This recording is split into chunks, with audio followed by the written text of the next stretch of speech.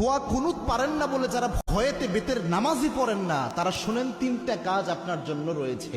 এই তিনটা কাজ করলে বেতের নামাজের পরিপূর্ণ সওয়াব আপনি পেয়ে যাবেন। সুবহানাল্লাহি ওয়া বিহামদিহি। ইসলাম যে কত সহজভাবে আপনাকে সমাধান দিয়েছে কল্পনা করতে পারবেন না। এই যে বেতের নামাজে যে দোয়া কুনুতটা আমরা পড়ি, এটা কিন্তু অনেকের মুখস্থ হয় না, যার কারণে অনেক বড় দেখে অনেকে বেতের নামাজই পড়ে না যে আমি দোয়া কুনুত পারি না, আমি কি বা পড়বো। অথবা অনেকে এমন রয়েছে বেতের নামাজে দাঁড়িয়ে দোয়া কুনুতের সময় চুপ করে থাকে, একটা শব্দ করে না, এরকম আছে অনেকে। তো এরকম কোনোটাই মাধ্যমেই আপনার কিন্তু দোয়া কুনুতের যে হক এটা আদায় হচ্ছে না। এবং বেতের নামাজ এটা কিন্তু ওয়াজিব একটি নামাজ, এই নামাজকে আপনি ইচ্ছা করে ছেড়ে দিতে পারবেন না, এবং ওয়াজিব সবসময় চাইলে আপনি তরক করতে পারবেন না। এই জন্য বেতের নামাজ গুরুত্বপূর্ণ।